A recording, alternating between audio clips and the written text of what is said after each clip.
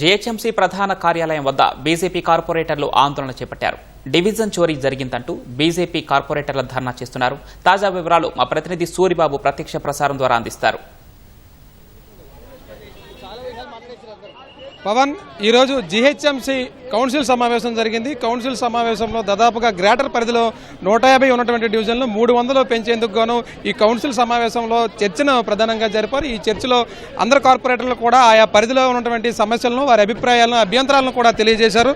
అయితే ఈరోజు ఈ జీహెచ్ఎంసీ కేంద్ర కార్యాలయం వద్ద బీజేపీకి సంబంధించిన కార్పొరేటర్లందరూ కూడా తమ నిరసనను వ్యక్తం చేశారు. కూర్చొని ఈ మ్యాప్కు సంబంధించి ప్రతులను కూడా చించివేసిన పరిస్థితి ఉంది. అసలు ఈ బీజేపీ కార్పొరేటర్లు ఏం డిమాండ్ చేస్తున్నారో, ఆందోళనకు ప్రధాన కారణం ఏంటన్నా ఏంటి చెప్పండి? మీ ప్రధానంగా మీ డిమాండ్లు ఏంటి, మీరు ఏంటి లేవనెత్తారు? రేషనలైజేషన్ కరెక్ట్గా జరగలేదు. కేవలం ఎంఐఎం ప్రాబల్యం ఉన్న ప్రాంతాలలోనే ఎక్కువ డివిజన్లు వచ్చే విధంగా తక్కువ ఓటర్లను పెట్టి ఎక్కువ డివిజన్లు చేశారు. మరి లాస్ అవుతుంది మేము, మా హిందువులు. మరి రేషనలైజేషన్ అంటే 1,34,00,000 మంది ఓటర్లు ఉన్న మహానగరం ఇప్పుడు కలుపుకున్నదంతా కూడా అది కనుక డివైడ్ చేస్తే 44,000 ఓట్లు. సరే, 40 నుంచి 50,000 మధ్యలో ఓటర్లు ఉండాలి. మరి ఎందుకు ఎంఐఎం ప్రాబల్యం ఉన్న ప్రాంతాల్లోనే ఎక్కువ డివిజన్లు ఉంటాయి? మా దగ్గర 60,000కి, 70,000కి, 80,000కి ఇంకా ఉన్నాయి అటువంటి డివిజన్లు. ఎందుకు ఆ విధంగా ఉన్నాయని మేము ప్రశ్నించడం. అంటే మాకు స్పష్టంగా మాకు తెలిసింది ఏంటంటే ఈ డిమార్కేషన్ ఎంసీఆర్ హెచ్ఆర్డీలా కాలేదు. కాంగ్రెస్ పార్టీ అసలే చేయలేదు, అధికారులు అసలే చేయలేదు. అధికారులు దానికి సంతకం పెట్టారు. ఇదంతా కూడా జరిగింది దారుసలాంలోని ఎంఐఎం పార్టీ కార్యాలయంలో ఓవైసీ చేసినని మేము గట్టిగా నమ్ముతాం. వీటన్నింటినీ చూస్తుంటే కనుక మాకు అనిపించింది ఏంటంటే కాంగ్రెస్కి హాత్, ఎంఐఎంకి జోబ్మే. అందుకు వాళ్ళకు అనుకూలంగా చేశారు కాబట్టి మేము దీన్ని వ్యతిరేకిస్తున్నాము. అందరినీ సమానంగా చూడాలని మేము అంటున్నాం.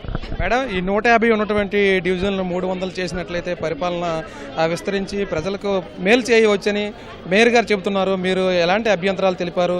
మీకు ఉన్నటువంటి సమస్యలు ఏంటి? 150 డివిజన్లు ఉంటేనే అభివృద్ధికి దిక్కులేదు. ఇక్కడ మా 300 అయితే ఇంకా అభివృద్ధి జరుగుతుందని ఎట్లా అనుకుంటారు? ప్రధానంగా నేనైతే ఓల్డ్ సిటీకి సంబంధించి గౌలిపుర డివిజన్ కార్పొరేటర్ని. మాకు కంచుకోట అయినటువంటి గౌలిపుర డివిజన్ని ఈరోజు ముక్కలు చేసి ఎవరి చేతిలో పెట్టాలని ఈ రకమైన ఆలోచనలతో ముందుకు పోతున్నారు వీళ్ళు. ఈ డీలిమిటేషన్ ఎవరి కోసం చేశారు?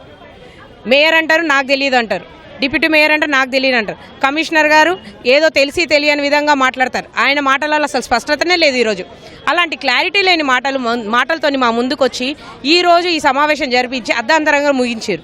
అంతేకాకుండా హిందువుల పట్ల మాత్రం నిజంగానే అన్యాయం జరిగింది. రానున్న రోజుల్లో ఇది తప్పకుండా ప్రజలకు కళ్ళగట్టినట్టుగా అనిపిస్తుంది. కానీ దీన్ని ఎదుర్కోవడానికి మాత్రం మేము సిద్ధంగా ఉన్నాం. బీజేపీ పార్టీ ఆందోళన, నిరసన తెలియజేయడానికి ప్రధాన కారణం ఏంటి? ఈరోజు కేంద్ర కార్యాలయం ఈరోజు మేము భారతీయ జనతా పార్టీ ఆందోళన చేయడానికి ముఖ్య కారణం ఏంటంటే ఇప్పుడు 1,33,00,000 ఓటర్ని ఇవాళ మనము 300 డివిజన్లలో తీసుకోవడం జరిగింది. అంటే తెలంగాణలో ఉన్న మోస్ట్ పాపులేషన్ని ఈరోజు మనము గ్రేటర్ హైదరాబాద్లో విలీనం చేస్తున్నాం. విలీనం చేసినప్పుడు కొన్ని డివిజన్స్లల్లో 40,000, 50,000, 60,000 ఓటర్లు ఉన్నారు. అదే ఎంఐఎంకి వచ్చేసరికి 20,000, 15,000 ఉన్నారు. 15,000, 20,000, 25,000 ఉన్న ఎంఐఎం కార్పొరేటర్లు 70 చేస్తారు. ఏదైతే హిందూ ఓటర్లు, హిందూ కార్పొరేటర్లు ఉన్న దగ్గర తక్కువ చేసి చేయడం జరిగినది. దీన్ని మేము ఖండిస్తున్నాము. మీరు హైదరాబాద్ని రేపు ఎంఐఎం తొత్తుగా చేయదలుచుకున్నారా? హైదరాబాద్ని మళ్ళీ నిజాం పరిపాలన తీసుకురావాలని కాంగ్రెస్ పార్టీ ఏమన్నా ఈరోజు ఆలోచిస్తున్నదా అని భారతీయ జనతా పార్టీ స్పష్టంగా రాష్ట్ర ప్రభుత్వాన్ని ఇవాళ నిలదీయడం జరిగింది. మేము ఏదైతే అడిగినామో దానికి సమాధానం ఇవ్వలేక మేయర్ గారు లేచిపోవడం జరిగింది. ఈ డివిజన్లో ఉన్నటువంటి సమస్యలు ఏం ప్రస్తావించారు? ఈ పెంపు అంశం పైన మీ అభిప్రాయం ఏంటి? మేము ముష్రాబాద్ డివిజన్ అండి, ముష్రాబాద్ కాన్స్టిట్యున్సీ నుంచి ముష్రాబాద్ డివిజన్. మా డివిజన్ని 2 విభాగాలుగా విభజించారు. ఎందుకంటే ముష్రాబాద్ డివిజన్లో 48,000 ఓటర్లు, 48,000 ఓటర్లు. వాళ్ళని ఇప్పుడు విభజిస్తే మళ్ళా బోలపూర్లో ఉన్న 5 బూతులను తీసుకొచ్చి ముష్రాబాద్లో కలిపారు. సో ఈ 2 డివిజన్లు మాకు చాలా కీలకమే. అయినా కానీ ఎన్నైనా పోటీ చేసి మేము గెలిచే సత్తా మాకుంది. కానీ మేము ఒకటే అడుగుతున్నాం ఏంటంటే ఇదంతా ఎందుకు చేసారు? ఈ రూట్ మ్యాప్ ఓన్లీ మా 3 డివిజన్లే, ఓన్లీ అంటే రామ్నగర్, ముషిరాబాద్ అండ్ బోలక్పూర్, ఈ 3 డివిజన్లనే డిస్టర్బ్ చేశారు.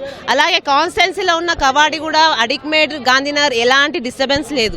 సో ఈ 3 డివిజన్లు ఓన్లీ ఎంఐఎం కోసము అనుకూలంగా వాళ్ళకి చేసేటట్టుగా ఇవన్నీ చర్యలు చేపట్టడం జరిగింది. మేడం, మేయర్ గారు కావచ్చు, కమిషనర్ గారు కావచ్చు, శాస్త్రీయంగా రూల్స్ ప్రకారమే చేసాము, అందరి అభిప్రాయాలు కూడా తీసుకున్నాము, ఇది ప్రజా ప్రయోజనాల కోసమని వారు అంటున్నారు. మీ అభిప్రాయం ఏంటి మేడం? రూల్స్ ప్రకారం చేస్తే అందరు ఒకటే పాపులేషన్ ఉండాలి. లేకపోతే విస్తీరణ అనేది సమానం ఉండాలి. విస్తీరణ కరెక్ట్గా లేదు. పాపులేషన్ జనాభా ఒక డివిజన్లో 20,000 ఉంది, ఒక డివిజన్లో 70,000 ఉంది. ఇప్పుడు నా మోండా మార్కెట్ డివిజన్లో నుండి మోండా మార్కెట్ దాని చుట్టుపక్కల ఉన్న నేబరింగ్ మార్కెట్స్ అంతా తీసి బన్సిలాల్పేట్ డివిజన్లో పెట్టారు. ఆల్రెడీ బన్సిలాల్పేట్ డివిజన్లో 65 ఓటర్లు ఉన్నారు. అందులో నుండి 2 ఓట్ బ్యాంక్ 2 డివిజన్స్ చేసిండ్రు, పద్మారావు నగర్ మరియు ఇది. తో వీళ్ళు ఇష్టం వచ్చినట్టు వాళ్ళ ఇష్టానుసారంగా కేవలము ఎంఐఎంకి మద్దతు పలకడానికి ఒక కుట్రపూరితంగా చేసినదే అని క్లియర్గా అర్థమవుతుంది. ఏంటి ప్రధానంగా ఇక్కడ నిరసనకి ఉద్దేశం ఏంటి? మ్యాప్ను కూడా చించి విసిరేసిన పరిస్థితి ఉంది. ఏంటి సార్? అసలు మ్యాపులు చించేసేయడం కాదు, ఇంకో వేరే ఉంటే కూడా ఇంకా ఇబ్బంది కలిగించేటువంటి సమస్య అది. ఇలా హైదరాబాద్లో ఉన్నటువంటి ప్రజలు మొత్తం ఇబ్బంది పెట్టేటువంటి కార్యక్రమం చేస్తూ ఉన్నారు. మేము ఒకటే గుర్తుపెట్టుకోండి, కార్వాన్లో కానీ, మలక్పేటలో కానీ, యాకత్పుర కానీ, డబిల్పుర కానీ, చంద్రాయన్లగుట్ట కానీ, ఇవి కూడా 20 ఏళ్ల కిందనే 30 ఏళ్ల కింద థిక్ పాపులేషన్ ఉన్నటువంటి ప్రాంతం. అక్కడ హై రేంజ్ అపార్ట్మెంట్లు రావు, అక్కడ కొత్త లేఅవుట్లు రావు, కొత్త కాలనీలు వెలవాయి. అయినా కూడా వాళ్ళకి డివిజన్లు పెంచవలసిన అవసరమే ఉంది. చంద్రాయన్గుట్ట అక్బరుద్దీన్ ఓవైసీ ప్రాతినిధ్యం వహిస్తున్నటువంటి ఏరియాలో 3 డివిజన్లు పెంచారు. అదే రాజాసింగ్ ఉన్నటువంటి ఏరియాలో 1 మాత్రమే పెంచారు. హిందువులు ఉన్న కాడనేమో డివిజన్లు పెంచట్లేదు. ముస్లింలు ఉన్న కాడ, ఎంఐఎం ప్రాంతం గట్టిగా ఉన్న కాడ డివిజన్లన్నీ కూడా 25 డివిజన్లు ఎక్కువ చేసుకున్నారు. ఏమో రోహింగ్యా ముస్లింలకు 1 డివిజన్ చేశారు, బంగ్లాదేశ్ ముస్లింలకు 1 డివిజన్ చేశారు.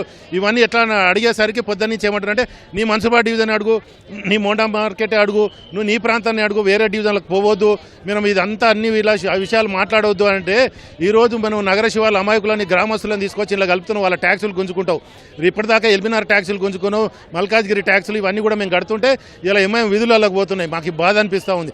వాళ్ళకి 25,000 ఓట్లు ఉంటాయి, నాకేమో 70,000 ఓట్లు ఉంటాయి. ఈ రేపు కూడా గట్కేసర్లో కానీ, అక్కడ ఉన్నటువంటి కీసర కానీ, తుర్కెంజాల్ కానీ, ఈ ప్రాంతాలను తీసుకొచ్చి కలిపితే వాళ్ళకి 1,00,000కు 1 డివిజన్ అవుతున్నది. ఇక్కడ అవసరం లేని కాడనేమో 20,000, 15,000కు 1 డివిజన్ అవుతుంది. అభివృద్ధి ఫలాలన్నీ కూడా మళ్ళీ వీళ్ళకే పోతాయి. మా గ్రామస్తులు ఓన్లీ మేము ట్యాక్సులు కట్టడానికే ఉంటామా? గతంలో నిజాం సర్కారు హిందువులకు అందరికీ ట్యాక్సులు వేసినట్టుగా ఈరోజు 10 ఏళ్ళుగా మేము ట్యాక్సులు కడతానే ఉన్నాము. మా అభివృద్ధి మాకు కావాలి. నగర శివార్లలో డివిజన్లు పెంచమంటున్నాం. వీళ్ళకి అవసరం చోట్ల డివిజన్లు పెంచినాం, వాళ్ళకి అవసరం ఉన్న డివిజన్లు పెంచమని చెప్తున్నాం. అన్ని సమానం చేయమంటున్నాం. 25,000కో 40,000కో సమతుల్యం పెట్టి చేయమని చెప్తున్నాం. అది అయ్యేసరికి మమ్మల్ని నోరు నొక్కేస్తారు, మా మైకులు కట్ చేస్తున్నారు. కాబట్టి మేయర్ మీద నిరసన తెలియజేయడానికి మేము ఈరోజు ఆ పని చేయాల్సి వచ్చింది. ఇది ఏదో ఒక పార్టీకో ఒక ప్రాంతానికో కాకుండా అన్ని పార్టీలకి అన్ని ప్రాంతాలకి కూడా సమానంగా చూసినట్లయితే బాగుంటుందని బీజేపీ మేయర్లందరూ, కార్పొరేటర్లందరూ కూడా ఇక్కడ ఆందోళన నిరసనలు చేపట్టారు. ఈ కార్పొరేటర్ల ఆందోళనకు ప్రధాన కారణం ఏంటంటే అన్ని ప్రాంతాలకు సమాన అవకాశాలు ఇవ్వాలి, పెంపు కూడా అన్ని ప్రాంతాలను సమానంగా చూడాలని కార్పొరేటర్లందరూ కూడా చెబుతున్నారు. వీడియో జర్నలిస్ట్ చిరంజీవితో సూరిబాబు, ఈటీవీ న్యూస్, హైదరాబాద్.